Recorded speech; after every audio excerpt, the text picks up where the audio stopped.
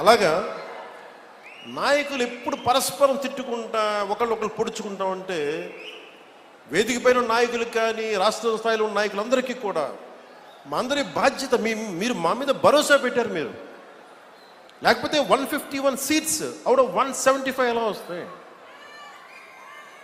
94% striking rate, 93% కూటమికి, జనసేనకి 100% striking rate.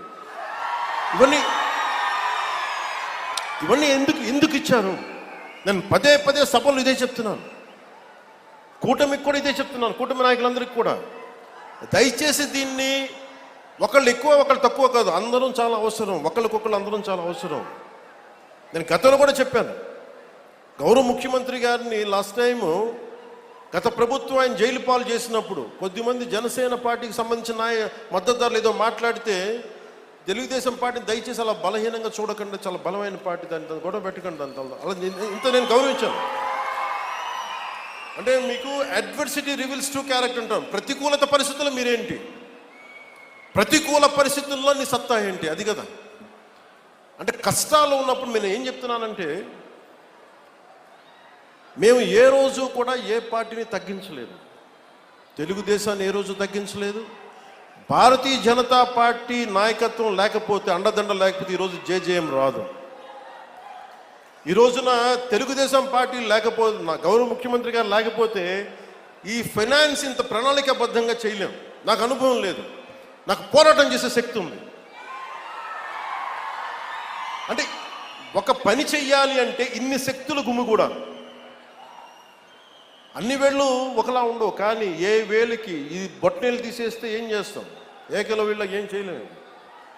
So ఎవరు ఎక్కువ ఎవరు తక్కువ లేదు, మొత్తం కలిస్తేనే పిడికిలి.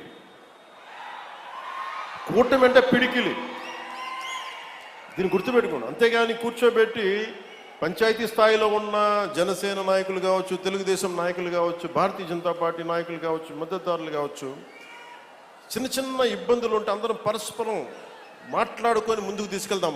మన ఆబ్జెక్టివ్, మన గోల్ ప్రజలకి న్యాయం చేయటం. ముఖ్యంగా ప్రకాశం జిల్లా దగ్గరికి వచ్చినప్పటికీ దాహం తీర్చడం. మనులు మాణిక్యాలు అడగట్లా, గొంతు తడపమని అడుగుతున్నారు.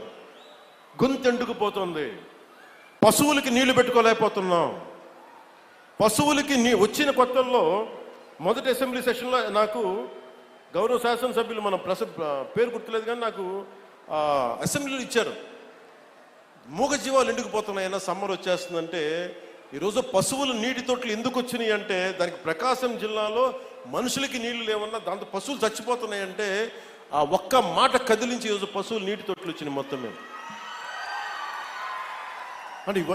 అంటే ఇవన్నీ ఏంటంటే, మేము 15 సంవత్సరాలు స్టెబిలిటీ ఇస్తే తప్ప,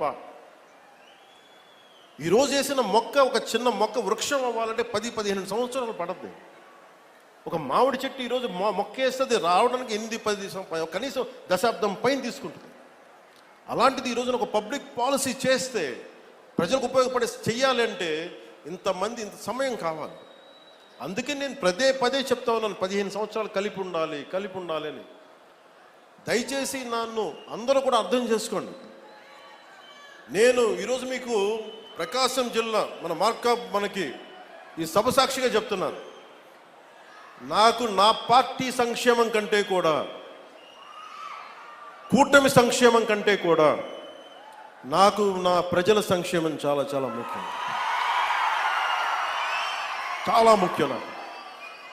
ఎందుకంటే మాకు అధికారం ఇచ్చింది, మీరు కష్టపడమని ఇచ్చారు, మాకు అధికారం, మీకు నిలబడమని ఇచ్చారు, సమస్యలకి పరిష్కారాలు ఎతకమని ఇచ్చారు, కొట్టుకోమని మీరు ఇవ్వలేదు.